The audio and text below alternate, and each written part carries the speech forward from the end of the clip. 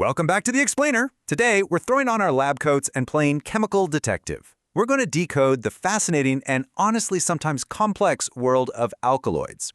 Now, if you spent any time at all studying pharmacognosy, you know that identifying these potent plant chemicals isn't just about looking at a leaf under a microscope. It requires a highly specific set of chemical interrogations. So we're going to break down the exact tests used to identify these alkaloids, taking a confusing array of reagents and reactions and turning them into a clear, reliable toolkit.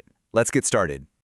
Here is our roadmap for today's investigation. We'll cover the detective's toolkit, run through general screening tests, track down the indole suspects, profile tropane and cinchona, look at some other alkaloid families, and finally, wrap it all up with a master comparison guide. Section 1. The detective's toolkit. General versus specific tests. All right, so let's dive right into this crucial distinction. It's kind of like a funnel, right? On the wide end, we have our general tests. These are your broad sweeps. They basically answer one simple yes or no question. Do we have an alkaloid present in this sample? They don't tell us which one, just that we have a suspect in custody. Then, on the narrow end of the funnel, we have our specific tests. Once we know an alkaloid is actually there, we use these highly targeted reactions to pinpoint the exact alkaloid family, like indole or tropane, or even figure out the precise plant source it came from. Moving on to Section 2. General screening tests. Broad sweeps. Now, the real magic here is that these general tests rely on forming very distinct, deeply colored precipitates when a specific reagent hits your alkaloidal powder or extract. For example, if you add Meyer's reagent, which is potassium mercuric iodide, and you get a cream precipitate, boom, you've got an alkaloid. Dragendorf's uses potassium bismuth iodide to yield a really vivid reddish orange. Wagner's relies on an iodine potassium iodide solution for a reddish-brown result. Hager's uses saturated picric acid, giving you a bright yellow precipitate. We also have the tannic acid test, giving a buff precipitate, and the picrilanic acid test, which also drops a yellow precipitate. You definitely want to memorize these color pairings. They're the immediate visual cues that tell you you're absolutely on the right track.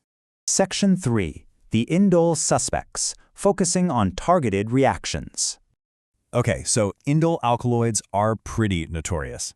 We're talking about powerful plant sources here, like ergot, nux vomica, rauwolfia, and vinca. To flush them out, our primary weapon is Van Erck's reagent. That's a mix of p-dimethyl-aminobenzaldehyde and sulfuric acid. When you apply this to your powdered drug, the results are super striking. If it's ergot, you're going to see a really distinct blue color. For the others, like vinca, it leans much more toward a violet or red hue. But we can get even more granular, even within a single plant source. Take ergot, for instance. If you're hunting specifically for ergometrine, you're looking for a blue fluorescence in water. But if you want ergotamine, that requires a really precise forensic sequence. First, you dissolve the drug in glacial acetic acid and ethyl acetate. Then, add sulfuric acid and shake it up. You'll see this cool blue color with a red tinge. Finally, introduce ferric chloride. The blue will deepen significantly, and the red will faint away. It's just a beautiful multi-step chemical conformation. We see that exact same level of precision with nux vomica. Once you've defatted the powder, you can actually tell the difference between two incredibly potent alkaloids, strychnine and brucine. If you hit the substance with Mandeline's reagent, which is ammonium metavanadate, along with strong sulfuric acid, the endosperm turns purple. That screams strychnine.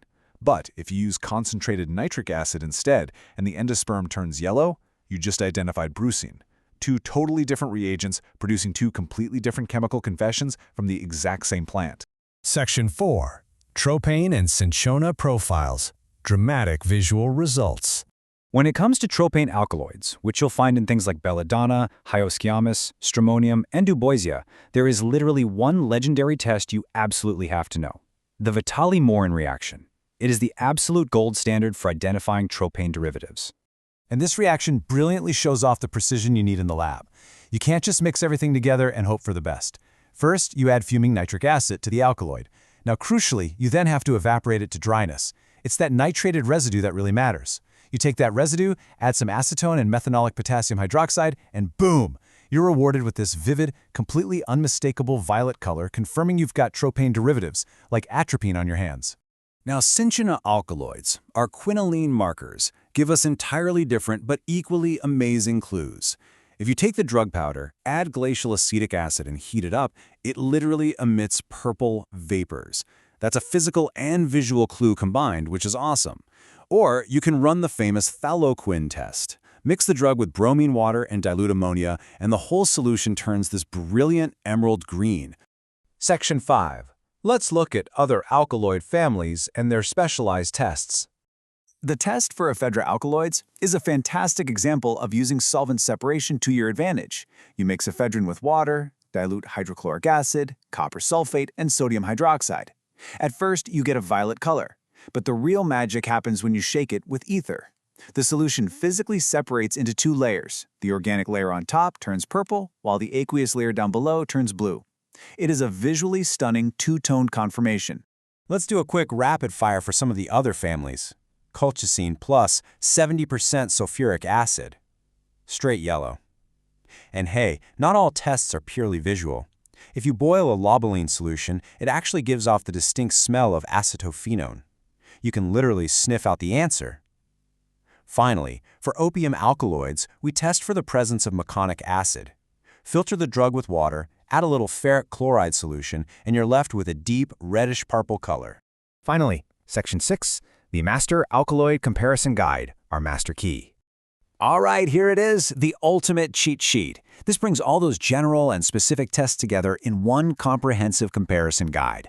On one hand, you've got your broad general sweeps, Mayers, Dragendorfs, Wagners, and their precipitates. And on the other, you have the specific tests broken down by family. Everything from the Vitali Roran violet for tropanes, to the emerald green of the Thaliokin test for cinchona, to the separation tests we just mapped out for ephedra and opium. We even threw ipecacuanha in there. We're testing emetine with Frody's reagent. That sodium molybdate and sulfuric acid yields a really bright green color. Having all of this data structured cleanly in one place completely transforms rote memorization into real logical understanding. And just like that, we've wrapped up our investigation into alkaloid testing. The next time you're staring down an unknown plant extract, you've now got the exact blueprint you need to follow from that very first general sweep right down to the final specific confirmation. So how will you use this chemical master key to unlock the secrets of pharmacognosy in your own lab work? Let us know. If you found this explainer helpful and want more clear breakdowns of complex topics, please like, share, and subscribe our channel. Keep learning, stay curious, and we will see you in the next explainer.